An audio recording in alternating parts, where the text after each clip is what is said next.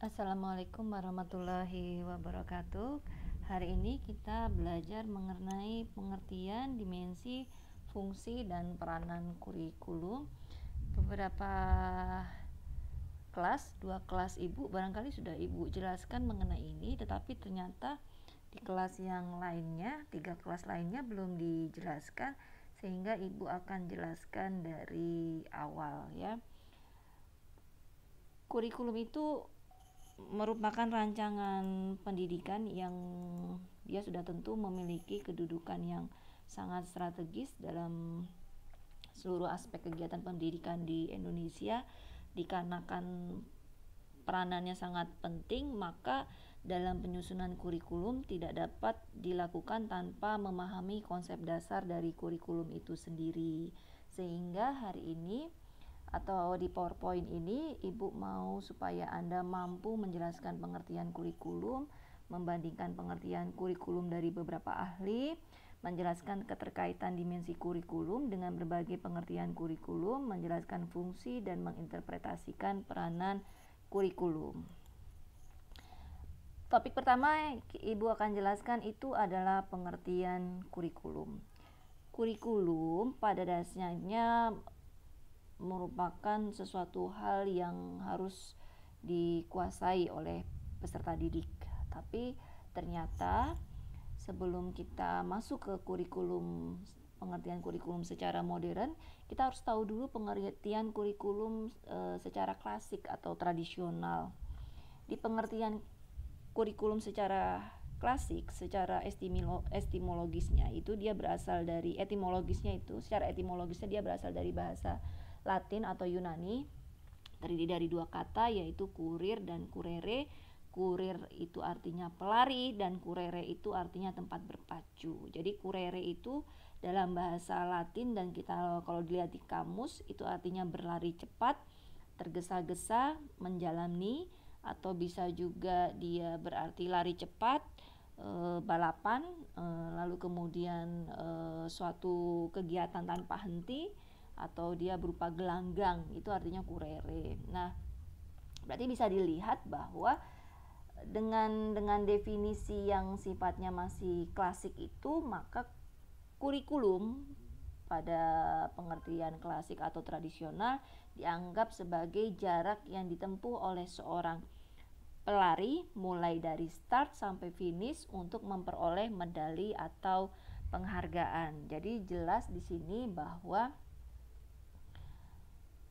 kurikulum itu harus dilalui oleh seorang peserta didik, dan ketika dia sudah menyelesaikan satu jenjang pendidikan, dia akan memperoleh ijazah. Nah, pengertian yang seperti itu berlanjut ketika di pertengahan abad ke-20, karena dulunya hanya dianggap sebagai jarak yang harus ditempuh mulai dari start sampai finish untuk memperoleh penghargaan. Kemudian di pertengahan abad ke-20 disesuaikan dengan konsep pendidikan, kurikulum berubah pengertiannya menjadi sejumlah mata pelajaran yang harus ditempuh oleh siswa untuk kenaikan kelas atau memperoleh ijazah.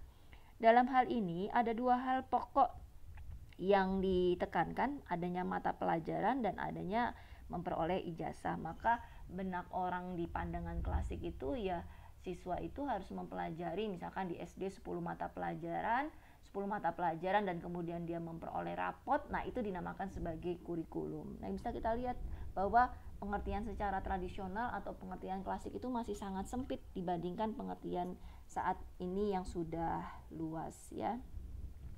Lalu kemudian pertanyaannya adalah, kira-kira pengertian kurikulum klasik atau tradisional ini dianutnya di kurikulum tahun berapa gitu ya. Nah, kalau kita kemarin sudah belajar kurikulum tahun 47, kurikulum tahun 52, kurikulum tahun 64, kurikulum tahun 68, sebenarnya pengertian kurikulum secara klasik ini ya adanya di tahun itu, di tahun 40-an sampai tahun 60-an ya.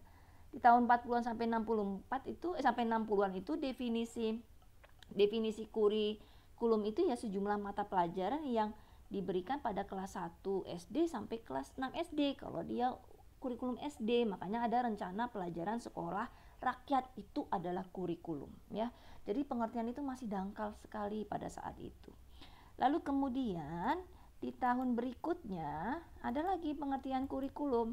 Nah, kurikulum yang berikutnya ini pengertiannya sudah semakin luas dibandingkan kurikulum klasik. Di pengertian berikutnya ada yang mengaitkan kurikulum sebagai pengalaman belajar dan semua kegiatan yang ada di bawah tanggung jawab sekolah.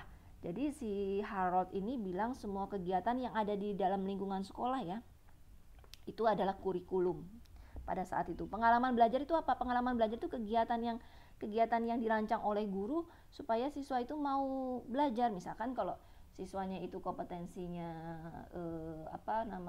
menganalisis pertumbuhan tanaman kecambah, maka ya diminta siswa itu melakukan proyek dan sebagainya. Nah, siswa melakukan proyek itu dinamakan sebagai kurikulum. Jadi kurikulum di tahun ini tuh udah memperhatikan kegiatannya yang diperhatikan ya. Lalu kemudian ada lagi pengertian kurikulum.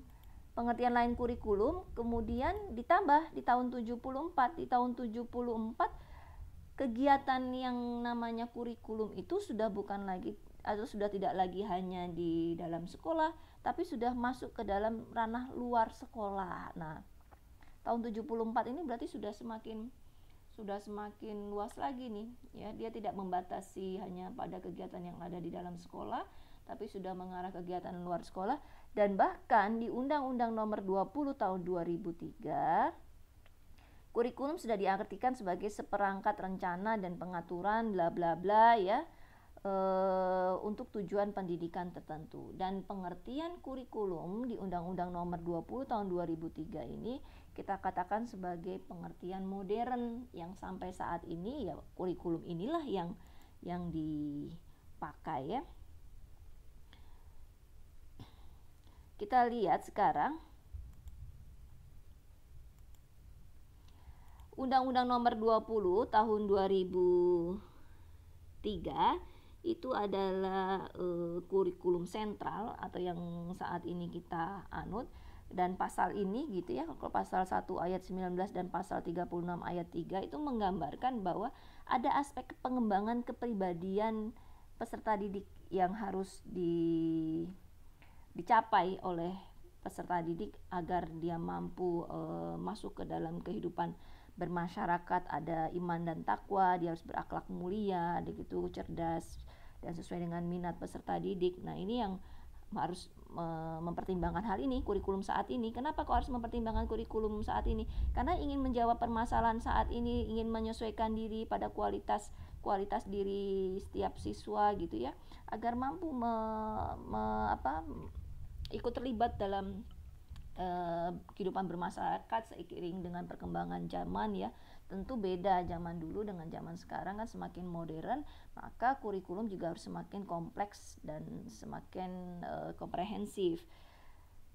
Kita lihat lagi dimensi kurikulum. Ada beberapa pakar, kalau tidak salah Ibu membuatkan ada 3 pakar. Pakar yang pertama yaitu Ibrahim di tahun 2005 ini melihat pengertian kurikulum itu atau kurikulum itu dianggap sebagai substansi. Ketika kurikulum dianggap sebagai substansi, maka itu menunjuk pada suatu dokumen yang isinya rumusan tentang tujuan, bahan ajar, kegiatan belajar dan pembelajaran, ada jadwal pelajaran, sampai pada ada evaluasi pelajaran. Itu adalah kurikulum sebagai substansi. Nah, kemudian Ibrahim juga menekankan bahwa kurikulum itu tidak hanya sebagai substansi, tapi kurikulum juga sebagai sebuah sistem. Maka ketika berbicara kurikulum sebagai sebuah sistem, maka kita berbicara mengenai prosedur cara menyusun kurikulum, melaksanakan, mengevaluasi, dan menyempurnakan. Itu adalah kurikulum sebagai sistem. Lalu kemudian ketika kita berbicara kurikulum sebagai bidang studi, maka kita berbicara mengenai teori-teori dari para ahli kurikulum serta ahli pembelajaran ataupun ahli pendidikan menemukan satu konsep tertentu untuk memperkaya dan memperkuat bidang kurikulum ya. Jadi semakin kesini itu ditambahkan lagi bahwa kurikulum itu bisa dilihat dari 3 aspek ya. Dia sebagai substansi bisa lihat secara apa, sebagai sistem dia apa, sebagai bidang studi itu dia apa ya. Jadi kalau dulu itu hanya melihat mata pelajaran, kemudian berkembang menjadi kegiatan pembelajaran, lalu kemudian di tahun 2003 sudah kompleks dan menyeluruh, dan pengertian kurikulum di tahun 2003 itu kemudian dipecah-pecah menjadi dimensi kurikulum dari berbagai pakar ya. Nah, kalau kita lihat lagi, menurut Sukmadinata itu melihat kurikulum hampir sama seperti yang tadi dikemukakan oleh Ibrahim, hanya dia berbeda istilah saja ya. Kalau menurut Sukmadinata, kurikulum itu adalah ilmu gitu. Kalau kita lihat kurikulum sebagai ilmu, maka kita ini sama seperti ketika kurikulum itu sebagai bidang studi ya. Ya, isinya konsep, asumsi, teori-teori dan prinsip-prinsip dasar tentang kurikulum. Kurikulum sebagai sistem. Nah, ini sama juga seperti tadi kurikulum sebagai sistem menurut Ibrahim. Nah, kurikulum sebagai rencana ini juga sebetulnya sama seperti ketika kurikulum sebagai substansi. Hanya membedakan adalah istilahnya dimensi yang mereka gunakan, tapi pada dasarnya sama. Yang berbeda itu adalah dimensi kurikulum menurut Hasan. Karena memang tahunnya juga tahun 1988 ya. Jadi sesuaikan pada saat itu. Nah, ini kurikulum itu dianggap sebagai ide, gagasan pada saat itu, dan dua pakar sebelumnya tidak menjelaskan mengenai ini. Kurikulum sebagai rencana ini hampir sama seperti kurikulum sebagai substansi. Ini kurikulum sebagai kegiatan, ini disatukan ya, rencana kegiatan ini bisa dijadikan kurikulum sebagai substansi, dan ini hasil ini tidak ada di dalam kurikulum yang sebelumnya atau dia masuk ke dalam ini. Jadi sebetulnya Hamid Hamid Hasan ini agak berbeda dengan kedua pakar sebelumnya, maka berbeda tapi memiliki tujuan yang hampir sama ya. Dia juga sudah ada rencana, ide, dia mengaitkan dengan kegiatan gitu ya, sudah lebih lengkap. Nah, sekarang kita lihat lagi itu fungsi kurikulum. Fungsi kurikulum itu pada dasarnya semuanya yaitu sebagai pedoman atau acuan yang membedakan hanya pihak-pihak di dalamnya saja. Dari pihak guru ya, dia pedoman dalam melaksanakan proses pembelajaran sudah tentu. Kalau kurikulum 2006 dengan kurikulum 2013 kan pasti beda guru di dalam memberikan kegiatan pembelajarannya ya. Kepala sekolah untuk mengarahkan kira-kira sekolah itu harus mengacu pada kurikulum apa, maka semua standar yang dimiliki oleh sekolah itu harus mengacu pada kurikulum itu. Nah, kalau pengawas itu untuk mensupervisi atau mengawasi sekolah apakah sekolah tersebut sudah sesuai dengan kurikulum yang diinginkan atau belum ya. Dari segi orang tua, untuk membimbing anaknya belajar di rumah, ibu yakin kalau bapak ibumu sudah tidak memiliki anak usia sekolah, tentu tidak paham kurikulum apa saat ini yang digunakan, kecuali kalau orang tuamu bekerja di bidang atau bekerja di dunia pendidikan pasti paham ya. Tapi kalau enggak, dia nggak akan paham gitu. Masa akan bilang, wah kok beda sekali dengan kurikulum SD waktu zaman kamu ya gitu ya. Pasti komentarnya seperti itu. Lalu masyarakat, di kurikulum 2013 ini harus melibatkan masyarakat. Seperti apa kelibatan masyarakatnya ya mesti misalkan mengundang para tokoh masyarakat untuk memberikan penyuluhan atau mengisi kegiatan yang ada di sekolah. Nah, sebagai siswa untuk pedoman belajar ini sudah tentu ya.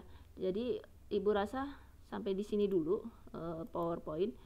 Nanti akan nyambung di video berikutnya supaya tidak terlalu lama video ini direkamnya ya. Wabillahi taufiq wal hidayah. Wassalamualaikum warahmatullahi wabarakatuh.